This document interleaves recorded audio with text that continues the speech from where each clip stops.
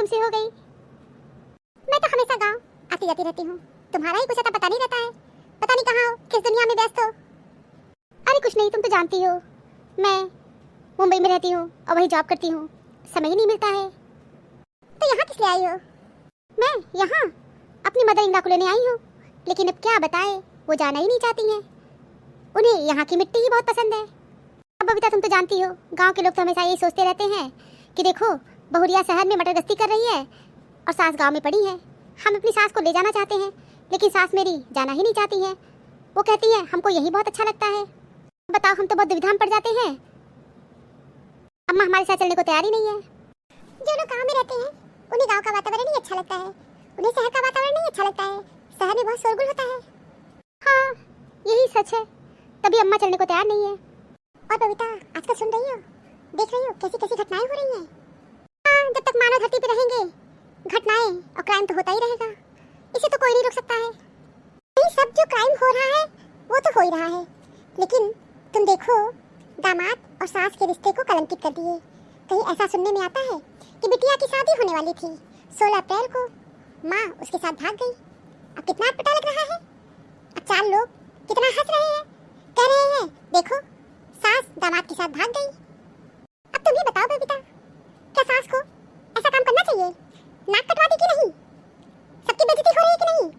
अब सास को लोग सबकी नजर से देख रहे हैं। पहले लोग तो लड़का देखने आते थे लड़की को तो छोटी बहन को छुपा देते थे, कहीं छोटी बहन को ना पसंद कर ले। अब ये जमाना आ गया है जब लोग सास को छुपा देंगे, कहीं सास को ही ना पसंद कर ले। अब बबीता तुम मानो या ना मानो, वो औरत बहुत ही कमीनी है, कमीनी। हाँ गायत्री, तुम बात तो बिल्कुल सही कह रही हो। ऐसा नहीं होना चाहिए, उनको अपने दामाद के साथ नहीं भागना चाहिए था। सही बात है, सास और दामाद के रिश्ते को कलंकित तो कर ही दी। नाक तो हम सब महिलाओं का भी कट रहा है। लोग सास को भी सबकी नजर से देखेंगे। ये जो भी हुआ है अच्छा तो नहीं हुआ है, उनको अपने दामाद के साथ नहीं भागना चाहिए था। आंटी आप बुरा न मानो तो मैं एक बात कहूँ। हाँ हाँ बिटिया बोलो, हम क्यों बुरा मानेंगे? तुम लोग आजकल की मॉडर्न लड़कियां हो, पढ़ी लिखी भी हो, बाहर घूमती हो, बोलो तुम्हें भी बोलने का अधिकार है। आंटी आप लोग एक जो बात बार बार बोल रही हो कि सास और दामाद के रिश्ते को कलंकित कर दिए, दोनों भाग गए ना और एक साथ रह रहे हैं। हाँ बेटे, हम लोग कुछ गलत भी नहीं कह रहे हैं। सास और दामाद के रिश्ते को ये लोग कलंकित कर दिए। पहली बात आंटी जी, आगे आप ये मानिए और स्वीकार करिए कि वो दामाद होने वाला था, दामाद बना नहीं था। दामाद तो उनका तब कहलाता ना जब उनकी बिटिया से विधिवत धार्मिक संस्कारों से उनकी शादी हो गई होती। क्या आंटी हम सीधी और सरल भाषा में ये कहे कि उनकी बेटी की मांग में सिंदूर अगर भर देता तब उनका दामाद हो जाता। आंटी उनका दामाद तो हुआ ही नहीं था। और आंटी आप लोग बहुत कुछ जानती हो, हमसे आप लोग उम्र में बड़ी हो, आप लोग को लाइफ का एक्सपीरियंस भी होगा मुझसे कहीं ज्यादा। कितनी शादियाँ 2-4 से टूट जाती हैं, कितनी शादियाँ जब जयमाल पड़ने वाला होता है तब टूट जाता है, कितनी शादियाँ जब बरच्छा चढ़ता है उसके बाद टूट जाती है, बारात वापस हो जाता है। मेरे कहने का मतलब ये है, समाज की पहली घटना तो है नहीं कि शादी टूट गई। का दामाद होने वाला था, दामाद हुआ नहीं है, इसलिए वो महिला किसी रिश्ते को कलंकित नहीं की है। हाँ, ये बात जरूर है, उस लड़के से उनकी बेटी की शादी होने वाली थी और शादी टूट गई, शादी हुई नहीं थी, इसलिए दामाद तो हुआ ही नहीं था। कैसी हम तुम्हारी ये बात भी मान लेते हैं कि उनका दामाद नहीं बना था, दामाद होने वाला था। लेकिन ये बताओ, उनका उम्र और लड़के का उम्र माँ बेटे का उम्र के बराबर थे कि नहीं? इतना लंबा उम्र का गैप था कि नहीं, ये बताओ। ऐसा करना चाहिए। बहुत सही बोल रही हैं आप। अच्छा आंटी आप ये बताओ, हमारे समाज में ये भी तो हुआ है कि 20 साल की लड़की और 60 साल के अधेड़ उम्र के व्यक्ति से उसकी शादी होती थी कि नहीं होती थी? मम्मी तुम बताओ, तुम तो कितनी कहानियां सुनाई हो।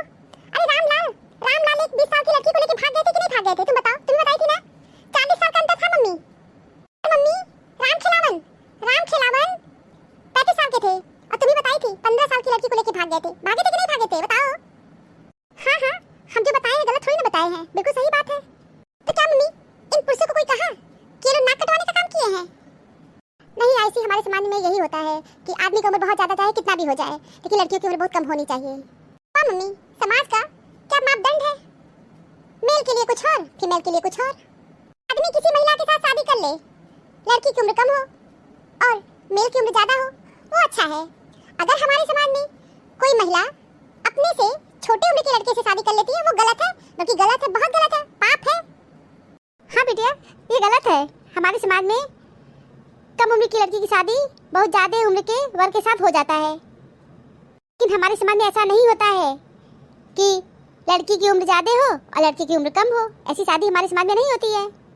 तो आंटी, हम भी आपको वही समझा रहे हैं कि पहले के ज़माने में आज भी बहुत सारी लड़कियों की शादी होती है जो कि लड़कों का उम्र बहुत ज़्यादा होता है, हो जाती है। तो ठीक है, हमारे समाज में अगर कोई ऐसी महिला को पसंद करता है जिसकी उम्र बहुत ज़्यादा है और लड़की की उम्र कम है, वो लोग शादी करते हैं, वो भी गलत नहीं है। आयशा दीदी बिल्कुल ठीक तो कह रही है।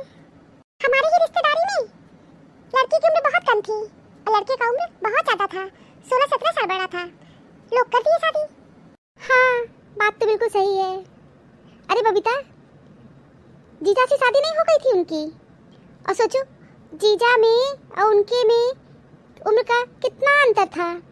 हाँ, वो शकुंतला खत्म हो गई तो उनकी बहन से उनके जीजा की शादी हो गई। बात तो सही है, वो बहुत छोटी थी, बहुत उम्र का अंतर था। हाँ मम्मी, हम यही कह रहे हैं, हमारे समाज में ऐसा होता आ रहा है। लेकिन दुख की बात यह है, कोई पुरुष अगर करता है तो उसे कोई गलत कहता ही नहीं है, और कोई महिला ऐसा काम करती है तो हम महिलाएं भी उनके पीछे हाथ धो के पड़ जाते हैं। नाक कटवा दी, कलंकित कर दी, रिश्ते को तार तार कर दी। क्या मम्मी, रिश्ते को तार तार महिलाएं करती हैं? क्या पुरुष रिश्तों को तार तार नहीं करते हैं? क्या कोई पुरुष रिश्ते को कलंकित नहीं करता है? नहीं आयशी, तुम्हारी बात में बहुत वजन है, बिल्कुल तुम सही कह रही हो। है ना आयशी, हमारे समाज में शुरू से ही पुरुषों को लाइसेंस दिया गया है कि वो जो भी करेंगे उनको हम लोग बर्दाश्त करेंगे, हम उंगली नहीं उठाएंगे। हमारे भारतीय समाज में हम लोग को सिखाया गया है पति परमेश्वर होता है। भले वो अपनी पत्नी को सुबह शाम जूता से मारे, लेकिन फिर भी हम लोग कहते हैं पति परमेश्वर है। अधेड़ उम्र का आदमी, एक मासूम लड़की से शादी उसकी हो जाती है, हमारा समाज कभी भी कुछ भी नहीं कहता है, मौन रहता है। अब बात तो तुम्हारी बिल्कुल सही है। मान लो उस लड़की की उम्र 20-22 साल होगी, या हो सकता है 23-24 साल, जो भी हो। उस महिला की उम्र 38 साल है, ये भी कुछ गलत नहीं है, ये भी ठीक है। उन लोगों को एक दूसरे से प्रेम हो गया और शादी के ठीक पहले वो चले गए, और लड़का बहुत अच्छा काम किया, वो तो शादी किया ही नहीं। ये अलग बात है कि शादी के कार्ड वार्ड छप गए थे, शादी होने वाली थी। अच्छी बात तो ये थी कि शादी तो हुई नहीं थी। हाँ मम्मी, बस हम यही कहना चाहते हैं कि हमारे समाज में पुरुष जो भी करता है हम लोग उसको स्वीकार कर लेते हैं, तो हमारे समाज में भी जो हो रहा है उसको हम लोग को स्वीकार करना चाहिए। और वो दामाद होने वाले थे, दामाद बने ही नहीं थे, तो लड़की के पति तो बने ही नहीं थे, तो वो रिश्ते को कलंकित नहीं की थी। आपस में एक दूसरे को प्रेम किए और निकल लिए। बबीता, तुम्हारी बिटिया तो बहुत ही समझदार है, बहुत ही योग्य है। बबीता, तुम किस सोच में डूब गई, बोलो ना। हाँ हाँ, क्या है ना, अतीत में चले गए थे। आज आयुषी कुछ ऐसी बातें उठा दी, अभी बोली नहीं है, रामलाल, राम खिलावन, ऐसे तो बहुत सारे लोग हैं जिन्हें हम बचपन से देखते और सुनते आ रहे हैं कि लड़कों की उम्र तो बहुत ज्यादा होती थी, लेकिन उनको लड़कियां बहुत कम उम्र की चाहिए थी।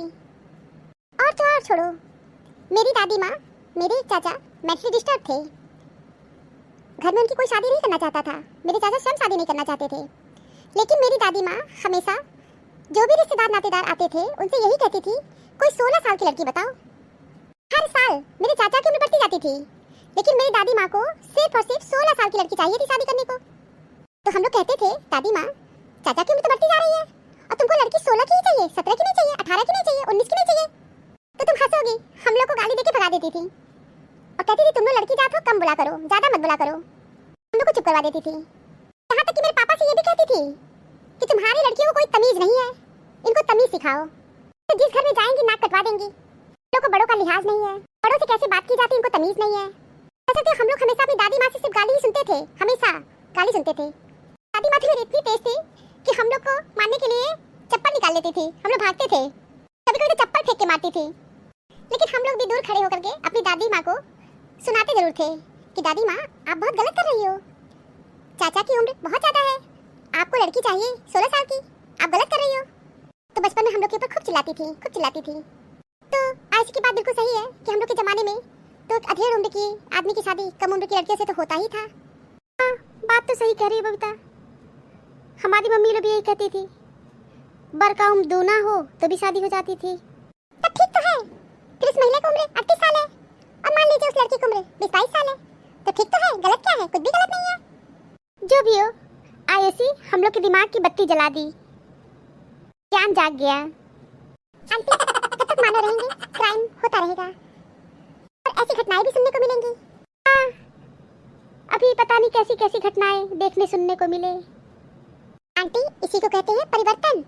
परिवर्तन संसार का नियम है। हाँ बिटिया, तुम बहुत ज्ञानी हो, बहुत समझदार हो, बहुत अच्छी अच्छी बातें करती हो। थैंक यू आंटी जी। अच्छा ठीक है बबीता, अब हम चलते हैं। बबीता अगर तुमको समय मिले तो मुंबई आओ जरूर। आयुषी तुम जरूर आना, तुम्हारे साथ बात करके बहुत अच्छा लगा। वास्तव में तुम बहुत अच्छी बात करती हो। आंटी जी हमको नहीं बुलाएंगी क्या? अरे नहीं, तुम भी आना, हम सबको कह रहे हैं मेरे घर आना। ठीक है आंटी जी, हम तो जरूर आएंगे आपके घर। आज सलामत रहे तो कल की शहर देखेंगे, आज पहरे में रहे तो कल का पहर देखेंगे। सांसों के चलने के लिए कदमों का रुकना जरूरी है। घरों में बंद रहना दोस्तों हालात की मजबूरी है। अब भी न संभले तो बहुत पछताओगे। सूखे पत्तों की तरह हालात की आंधी में बिखर जाएंगे। ये जंग मेरी या तेरी नहीं, हम सबकी है। इसकी जीत या हार भी हम सबकी हार है। अपने लिए नहीं, अपनों के लिए जीना है। ये जुदाई का जहर दोस्तों घुट घुट कर पीना है। आज महफूज रहे तो कल मिल के खिलखिलाएंगे, गले भी मिलेंगे और हाथ भी मिलाएंगे। एक बार फिर से सुरक्षित रहे। Thank you for watching this video. Video अच्छी लगी है तो लाइक और शेयर करना ना भूलें। चैनल को सब्सक्राइब नहीं किया है तो फटाफट सब्सक्राइब करिए। मिलते हैं अगले वीडियो में एक नई स्टोरी के साथ। तब तक आप लोग अपना बहुत ख्याल रखिएगा। हमेशा हंसते मुस्कुराते रहिए। आप सभी को बहुत बहुत धन्यवाद, बहुत बहुत धन्यवाद। तो प्लीज़ मेरे चैनल को सब्सक्राइब कीजिए। Thank you.